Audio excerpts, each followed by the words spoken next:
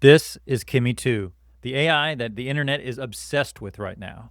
I designed 7 tests that get progressively harder, starting with premise ideas and ending with problems that have stumped even professional writers.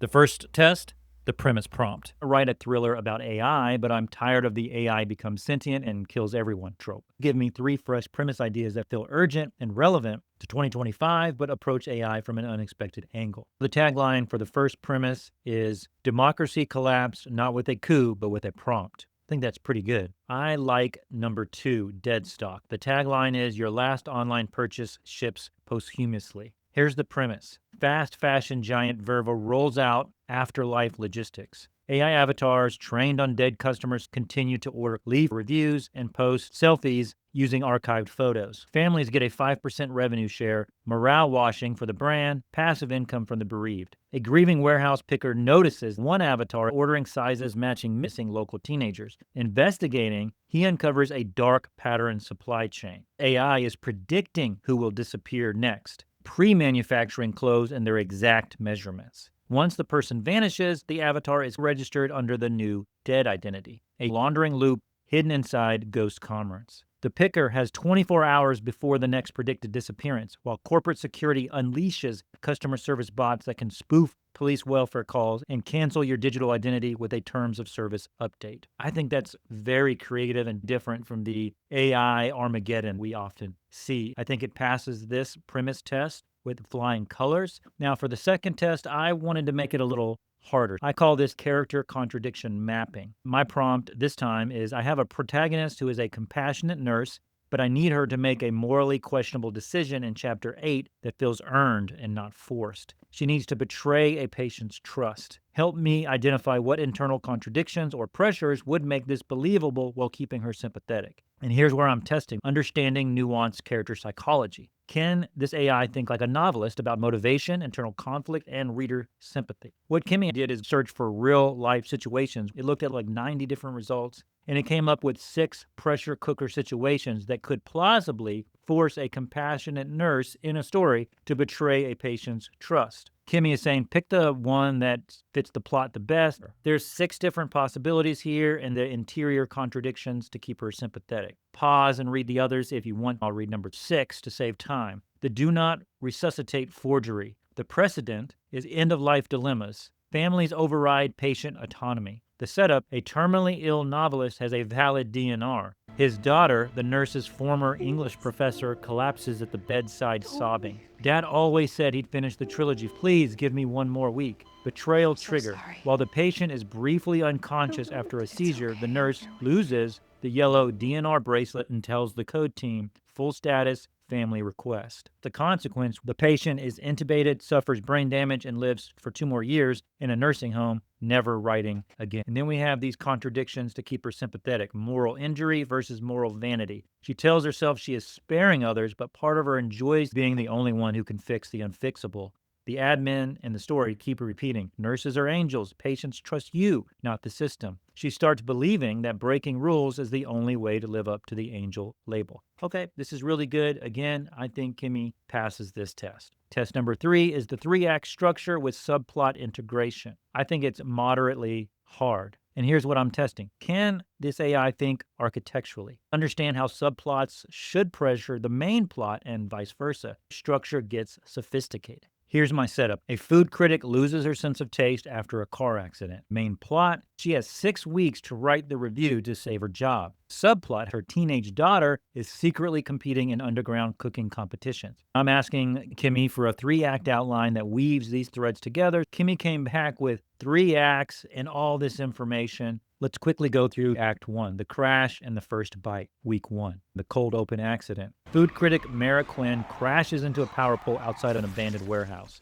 Paramedics dump her full of meds. The last thing she tastes is blood. Her daughter, Sage, 16, supposed to be home studying, is inside the warehouse at an illegal night burn cook-off, filming on her phone. She sees the crash, panics, and runs out the back, planting a seed of guilt. Number 2, the inciting double bind. The editor gives Mary 6 weeks to deliver a knockout review of the city's hottest pop-up, Hearth, or she's replaced by a social media influencer. Sage's favorite underground ring announces a high-stakes finale in 5 weeks. The winner gets a stage at Michelin-starred Hearth. Sage decides she has to compete to prove herself to her taste-impaired mother who never praises her cooking. Number 3, the first collision. Mara comes home from the hospital, finds Sage has cooked an elaborate comfort meal. Mara pretends to enjoy it, fakes enthusiasm. Sage realizes her mom literally can't taste anything and hides her hurt. The lie cements Sage's "I'll show her on my own" arc, an Act 1 turning point. Mara, desperate for sensory data, attends a Hearth preview dinner. The chef refuses special treatment. Write with your brain, not with your tongue. The same night, Sage sneaks into the kitchen as a dishwasher to scope the layout for the underground final. Act 3 integrates these two. The only way the critic can save her job is by turning her daughter's illegal palate into her own. And the only way the daughter can survive the underground is by accepting her mother's narrative gift, each tasting, writing the other's future. I like it. I think this is great. Passed, flying color. Now for test number 4, the nonfiction argument architecture, which I think can be hard. Nonfiction structure, in my mind, isn't just about formulas. It's about building intellectual momentum. Can an AI like Kimi understand the difference between a chapter list and an actual argument arc? Here's my prompt. I'm writing a nonfiction book arguing modern productivity culture is making us less productive. I have tons of research, but I'm struggling with structure. The book can't just be, here's what's wrong. I need a structure that builds an argument progressively. Please give me a chapter-by-chapter breakdown that turns research into revelation. And here's what Kimi came back with. Each chapter is framed as a question. The reader already has the research you possess. Becomes the evidence that answers it. The answer creates a deeper question for the next chapter. Every chapter earns the next by making the reader realize the last answer is necessary but not sufficient. The working title is Busy Broke. The cult of productivity is making us less productive and the smarter way to work.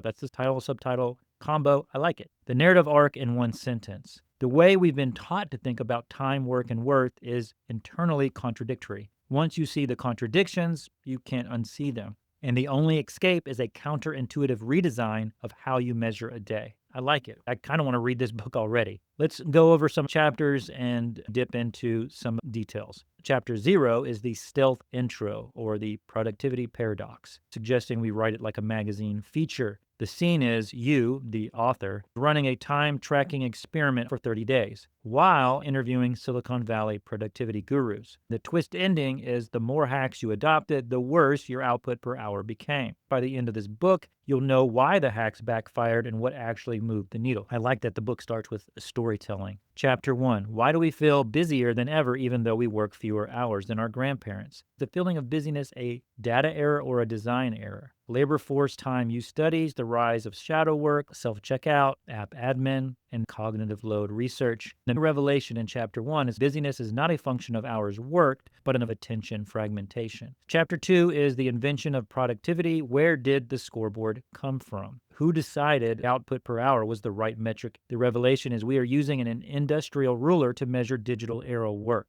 And question, what happens to human motivation when the ruler stops making sense? Chapter 3, the gamification of self, how KPIs colonize personal life. The question, when did we start turning ourselves into walking spreadsheets? Evidence includes quantified self-meetups, habit-tracking apps, gamified to-do lists, dopamine loop literature. Wow, this is hitting close to home. I want to read these chapters. Let's go to Chapter 4, the attention economy's business model is your interruption. The cognitive tax of inequality. Bandwidth poverty is a larger bottleneck than time poverty. Most hacks assume surplus bandwidth. Could redesigning work matter more than redesigning your morning routine? All right, let's go to Chapter 8, the case for doing less, evidence from farms, factories, and philosophy. Where has subtracting work increased output? The revelation is that strategic subtraction removes the constraint that appears to be throughput, but is actually rework. Chapter 9, the new scoreboard, 3 metrics that beat output per hour. We definitely have to read those, right? So here are those 3, the cognitive bandwidth margin, attention recovery rate, and the rework ratio. All right,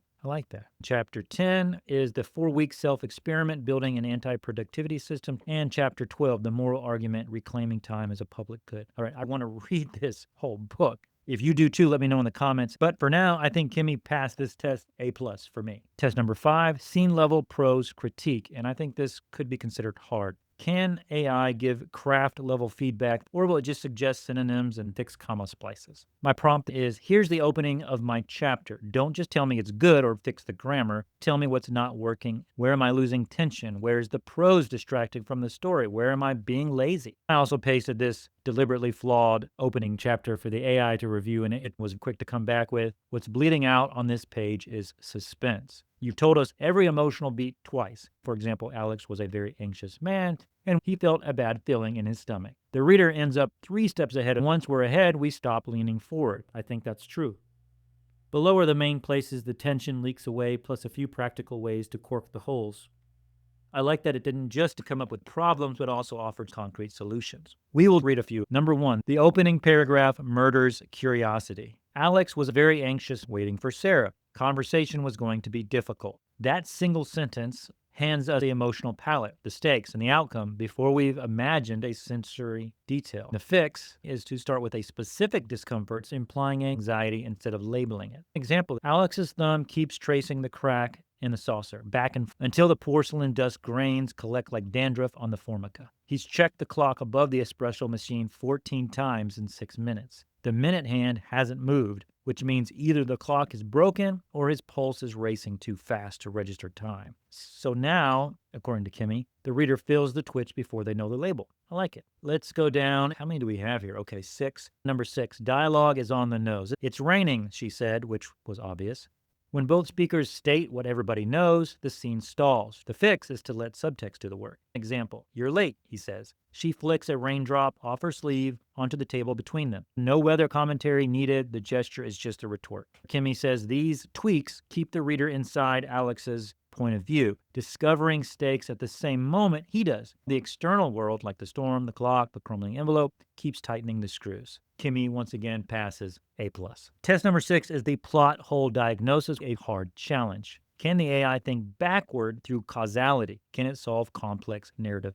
Here's my prompt. I'm 60,000 words into a mystery novel and something's broken. My detective figures out the murderer's identity in chapter 18, but when I outline backwards, I realize the clues I planted would have made it obvious by chapter 9. I can't change who the killer is, and I can't move the relation earlier. I don't want to. Hide the existing clues better without removing them, or add red herrings that feel organic and not forced. Below are tactics that mystery writers use when the solution is too glossy. That is, the reader can skate to the killer way too soon. None require deleting or adding real evidence. They change the way the reader weighs evidence. Pick 2 or 3 that fit your tone, so don't use all of these. Pick 2 or 3 and weave them in during the revision pass. How many do we have? 6. And a final check replacement test. I like it. Number 1, give every true clue a mirror twin. If the reader sees the same fact in 2 opposite contexts, they might file it under background color instead of evidence. And you can plug in your own details. I didn't give Kemi any context. I didn't paste any writing in here. I did that on purpose because I like to test these AIs with very little context. So here's the example beat sheet. In chapter 4, the detective notices the murderer's left-hand glove is missing. In chapter 5, a red herring character, the estranged wife, is seen buying a single left glove. In chapter 6, another red herring, the gambler who owes money, has a torn left sleeve. He says he caught it on barbed wire. In chapter 7, a random witness mentions someone left-handed running from the scene. By the time the reader reaches your original glove clue in chapter 9, left-hand damage is already a motif shared by at least 3 people in the story. The true clue no longer stands out. Turn the clue into an answer for a different puzzle. Readers tag information with the question that is uppermost at the moment they receive it. If the clue solves a trivial side quest, they might stop digging. Here's a mini plot. Who has been stealing the vicar's collectible stamps? The detective's search of the murderer's desk turns up a faint postage mark on a blotter, the same clue that later proves he handled the murder weapon. Because the blotter solves the stamp theft in chapter 8, the reader's brain might close the file. The clue stays, but its value is masked. There's confirmation bias, weaponize the unreliable sidekick, add a time-shifted clue rather than a new object, and a quick red herring. Number 7 is the replacement test. After inserting a red herring, ask, if I delete the herring, does the plot still stand? The answer must be yes, otherwise it's a cheat. Does the red herring hold the reader's attention for at least 2 chapters? Number 3, does the herring reuse a true clue in a false way? Ideal, as it's the cheapest camouflage. Kemi suggests a revision workflow. Pick 1 mirror twin, tactic 1 side quest disguise, tactic 2 that we read, and 1 early false accusation, tactic 3, that we didn't read. Weave them into the existing chapters in the next pass. Your Chapter 9 tell will now read like background noise, and Chapter 18 can land exactly where you want it. All right, I'm impressed with this. If you upload the story, Kimi could enter all of these red herrings for you. We made it to test number 7, the Impossible Scene Challenge, which is extremely hard. What I'm testing here is, can AI think like a writer about how scenes work emotionally? This requires understanding subtext, visual storytelling, and emotional architecture. My tricky prompt here is to write a scene where two estranged sisters reconcile, but here are my constraints. They're at their father's funeral. Neither one can apologize directly or say I love you. The scene can't be more than 800 words, and it needs to feel earned after 300 pages of bitterness between them. Don't just write the scene. Tell me what emotional beats it needs to hit, what objects or actions could carry the weight, and what the final image should be. And after I have it do that, I will have it actually write the scene. As you can see, Kimi came back with emotional beats. For example, a collision of silences. They arrive at opposite ends of the casket, each already performing grief for the crowd. Their eyes lock for the first time in years, and the room's ambient grief narrows to a two-person vacuum. No air, no script. The purpose of this beat is to show the funeral is the backdrop. The real funeral is between. That's a great line. Then we have a mutual trespass. The object withholds competing rituals. Physical memory intrudes. The object chooses parallel caretaking. The almost aperture, the release of the proxy, and the final image. But give us lots of ways to write this scene. I wanted to know if Kimi could actually write this scene and make it work. So I asked it to do that. Please write the scene. I'll read the first few paragraphs to see if Kimi can even write a story. The casket was the color of wet sand. They reached it from opposite sides. Claire's hand found the corner first, fingers curling under the lip of metal. June arrived a breath later, palm flat to the lid. The funeral director hovered, then decided to leave them. Under the recessed lights, the sisters looked sepia. Claire's shoes were wrong, garden clogs freckled with soil, and June wore the gray coat their father bought her 15 years ago. Sleeves now short enough to show the scar on her wrist. Each cataloged the other's disrepair. The dead man, his watch had stopped at 9:12. The funeral home had not reset it. Claire touched the crystal, felt the cracked leather band bite. June noticed the second hand twitch and understood the same thing. He would never again move through time with them. The thought arrived like a shared pulse, unwanted and exact. I'm impressed with this. It does a fantastic job of writing this difficult scene. It's not perfect, but you can ask it to retry and tweak certain things. I think it passed well enough. I'll give it a B+. Very interesting. Real talk. Did this tool ask questions I didn't know I needed to answer? Did it see problems I was too close to see? Did any of the responses make me go, oh, that's what's wrong, or that really would work? Honestly, Kimi 2 did a fine job. There's talk about its reasoning abilities, which applies well to writing novels, especially complex storylines with layered plots and subplots. I'm very impressed with Kimi 2. You can use it for free right now. I didn't hit any rate limits. I don't know how long of a novel you can write, but it seems like you could write a decent novel. I've been building out my Ko-Fi store with resources for authors who want to work smarter with AI. Guides for different AI writing tools, books on assisted writing workflows, and prompt libraries you can use. My newest tool that automates novel writing. I'm actually going to film some demos this week so you can see how they work. Check them out now. Links in the description. Thanks for supporting. It means everything. See you next time.